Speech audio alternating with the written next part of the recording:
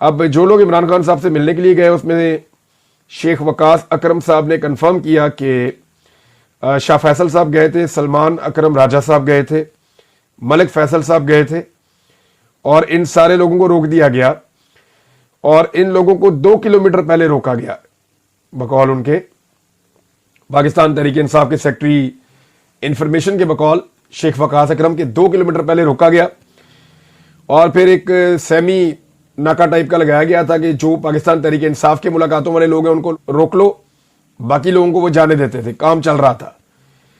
तो इसमें इमरान खान साहब की बहनों को भी रोका गया है, लेकिन फिर 1.5 घंटे तक इमरान खान साहब की जो बहनें हैं उनको वहां पे इंतजार करवाया गया और उसके बाद बिलाखिर इमरान खान साहब से उनको मुलाकात के लिए अंदर भेजा गया। अब अलीमा खान साहबा कहती हैं कि कोई पार्टी में आए या ना आए हमें इससे फर्क नहीं पड़ता, हमारे लिए इमरान खान अहम है। हमें अडियाला जेल से 2 किलोमीटर पहले रोक दिया गया, इससे पहले भी हमें यहीं रोका गया था, यहां और किसी को नहीं रोका जा रहा। बताया जा रहा है कि यहां सर्च ऑपरेशन हो रहा है, सिर्फ पीटीआई के लोगों को रोका, बाकी सबको जाने दे रहे हैं। यानी जो इमरान खान की बहनें उन्हें रोक दिया, जो उनको मिलने आ रहे हैं उन्हें रोक दिया, बाकी लोगों को जाने दे रहे हैं। ये स्पेशल ट्रीटमेंट पाकिस्तान तहरीक इंसाफ के साथ हो रहा है। उन्होंने कहा जी कि इमरान खान साहब के मुकदमे की समाअत भी बहुत आगे ले गए हैं और बगैर किसी वजह के आज हमारा इमरान खान से मिलना बहुत जरूरी है ताकि हमारी तसल्ली हो सके कि इमरान खान साहब बिल्कुल ठीक है। उन्होंने कहा हमें समझ नहीं आ रही कि इमरान खान बहुत सेहतमंद हैं, वर्जिश करते हैं और कम खाना खाते हैं, जेल को बंद करने के लिए यह बहाना नहीं बना सकते कि इमरान खान साहब की तबीयत खराब है। फिर मीडिया के ऊपर ऐसी खबरें भी चलाई जाती हैं, इसके बारे में उन्होंने बाद में आके बात की। अब अलीमा खान साहबा कहती हैं कि इमरान खान साहब ने अंदर क्या कहा। पहले एक स्टेटमेंट जो इमरान खान साहब के हवाले से कोट हुआ वो ये है कि बुशरा बीबी को कैद तन्हाई में रख दिया गया है ताकि वो ब्रेक डाउन हो जाए, टूट जाए और मैं मान जाऊं, चाहे धमकियां दे, दबाव डाले, मैं डील नहीं करूंगा। ये इमरान खान साहब का स्टेटमेंट है। अब इमरान खान साहब की बहन अलीमा खान बताती हैं कि इमरान खान साहब ने बताया कि जनरल आसिम मुनीर के हुक्म पर अडियाला में बैठा हुआ कर्नल हम पर मजीद सख्तियां करवा रहा है। बुशरा बीबी को मुकम्मल तौर पर अकेले रखा गया है ताकि उनका ब्रेकडाउन हो और ये मुझसे डील कर सके, लेकिन मैं कोई डील नहीं करूंगा। अच्छा, ये उन्होंने दोनों चीजों को जोड़ा। एक तो ये खवातीन को रोक दिया 2 किलोमीटर पहले कि आप जा नहीं सकते अपने भाई को मिलने के लिए। 70 साल की उम्र है इन खवातीन की और इनके साथ ये सलूक हो रहा है। दूसरा, जेल के अंदर जो कर्नल है उसने बुशरा बीबी को जेल में कैद तन्हाई में डाल दिया इमरान खान साहब की बकौल। 3 हफ्ते से इमरान खान साहब की मुलाकात नहीं करवाई जा रही, ये क्लेम किया गया है। दूसरा, जो लोग मिलने गए बेचारे उनको 2 किलोमीटर पहले रोक दिया गया है। अब इसमें इमरान खान का स्टेटमेंट भी मैंने आपको बता दिया। मैंने आपको यह भी बता दिया कि अलीमा खान ने क्या कहा और अलीमा खान ने एक पैगाम पहुंचाया सलमान अकरम राजा साहब को। सलमान अकरम राजा साहब कहते हैं कि मुझे अलीमा खान साहबा ने पैगाम दिया, इमरान खान साहब का हुक्म पहुंचाया है कि जो तुम्हारी जात के हवाले से भौंक रहे हैं उनके मुंह तोड़ जवाब दो। यानी मुंह तोड़ जवाब आप भी दें उनको, सलमान अकरम राजा साहब को कहा। देखिए, इमरान खान साहब ने उन्हें पार्टी का सेक्रेटरी जनरल बनाया। सलमान अकरम राजा बड़े बाउसूल आदमी, सब लोग इन्हें जानते हैं और बड़ी खुल के वो बात करते हैं और हमेशा अपनी बात को बड़े जोरदार तरीके से कहते हैं। अब उनके ऊपर लगातार अटैक हो रहा है क्योंकि ये एस्टेब्लिशमेंट के सामने ऐसा लगता है कि शायद सरेंडर नहीं कर रहे या उनकी पहुंच से बाहर है। तो सलमान अकरम राजा साहब पे अटैक होता है, बार बार होता है।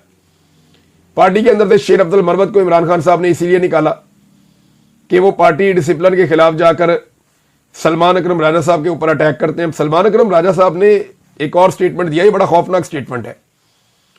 ये स्टेटमेंट ये बताता है कि पाकिस्तान के अंदर अब जमहूरियत नाम की कोई चीज नहीं होगी। उन्होंने कहा, मुझे एक बड़े मोतबर और मुक्तदर शख्स ने कहा। अब ये कोई बहुत स्टैब्लिशमेंट का ही बंदा है जिसका वो इशारा कर रहे हैं, क्योंकि मुक्तदर तो वही है, इक्तदार तो ना हुकूमत के पास है, ना सियासतदानों के पास है, ना ब्यूरोक्रेसी के पास है। तो एक्चुअली तो ये एस्टेब्लिशमेंट है जिसकी वो बात कर रहे हैं। उन्होंने कहा कि अब सबको उम्मीदवार बनने से पहले हमसे इजाजत लेना होगी, हमसे इजाजत लेना होगी। अगर किसी ने इलेक्शन में जाना है, इलेक्शन लड़ना चाहता है, तो पहले हमसे इजाजत लो। जो हमसे इजाजत लेगा वही फॉर्म 47 पाएगा, उसी को देंगे हम फॉर्म 47 जीत का। जो पर्ची है उसके हाथ में पकड़ाएंगे, तू जीत गया है, जिसको हमारी तरफ से एनओसी होगा। अब मरियम नवाज ने अजीबोगरीब बातें करना शुरू कर दिया। आपको याद है खातून ने झूठ ही बोला हमेशा, जब बोला सच बोला तो बहुत कम बोला। यानी मुझे अच्छी तरह याद है मरियम नवाज वही है जो कहती है कि मेरी लंदन तो क्या पाकिस्तान में भी कोई प्रॉपर्टी नहीं है, तो वहां लंदन में भी प्रॉपर्टी है, पाकिस्तान में भी प्रॉपर्टी है। मरियम नवाज की तो हर जगह में प्रॉपर्टी है, और जो इनके पास पैसा है उसका इनके पास हिसाब किताब कोई नहीं है। अब ये एक ऐसी खातून है कहती है जी मैं हलफन कहती हूं कि मैंने तो कभी किसी को अंदर डालने का बाहर निकालने का कहा ही नहीं। मरियम नवाज की ख्वाहिश पे कितने लोगों को जेलों में डाला गया आप अंदाजा नहीं कर सकते। आज भी आईएसआई के अकूबत खानों में लोगों पे टॉर्चर किया जाता है और उन्हें कहा जाता है कि मरियम नवाज के खिलाफ अगर तुमने तनकीद की तो तुम्हारी टांगें तोड़ देंगे। फितना करार दिया जाता है, उन लोगों को मारा जाता है। वो सहाफी जो आए हैं ज़हीम लगारी साहब, वो क्या बता रहे हैं? वो ये बता रहे हैं कि वहां लोगों को मारते हैं वो। लेकिन जिस शख्स को पाकिस्तान के रियासत और इदारे मिलकर इररेलिवेंट करना चाहते हैं, वो कितना रेलिवेंट है आप ये देखें कि आज ये रियासत कोई भी काम करती है तो इसके दिमाग में जो सबसे पहली चीज और पहली बात आती है ना, और पहला खदशा आता है, वो इमरान खान का होता है। यानी जिसे इररेलिवेंट करना चाहते हैं वो इतना ज्यादा रेलिवेंट है कि 3 साल से जोर लगा रहे हैं कि इमरान खान साहब को बिल्कुल बाहर निकाल दिया जाए हर चीज में से, लोगों के दिमागों में से। लेकिन बात बन नहीं रही है। कोई चीज महंगी करनी होती है या सस्ती करनी होती है, इनके दिमाग में इमरान खान चल रहा होता है। सुबह उठते हैं इमरान खान, शाम को सोते हैं इमरान खान, मुल्क से बाहर जाते हैं इमरान खान, मुल्क में वापस आते हैं इमरान खान, कानून साजी करते हैं इमरान खान। इस हुकूमत ने गुज़िश्ता 3 सालों में लगभग 1 दर्जन के करीब या इससे ज्यादा ऐसे कवानीन बनाए हैं या पास किए हैं जो इमरान खान रिलेटेड है।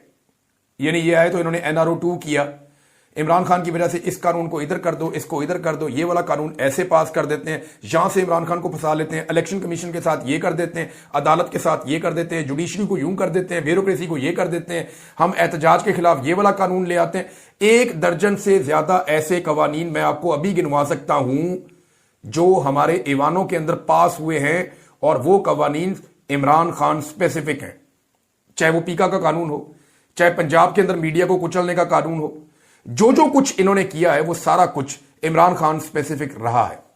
यानी जिस आदमी को इररेलिवेंट करना चाहते हैं वो कितना रेलिवेंट है कि ये जो भी करते हैं उसके पीछे मकसद क्या होता है। इमरान खान, हमारे सदर पाकिस्तान ने कुछ ऐसे ऑर्डिनेंस पास किए, और कुछ नहीं, ये बहुत सारे हैं, ऐसे ऑर्डिनेंस पास किए हैं जो इमरान खान स्पेसिफिक हैं और बार बार पास किए ऑर्डिनेंसेस कि इमरान खान को काबू करना है। खासतौर पर यह काजी फायद ईसा के दौर में करते थे।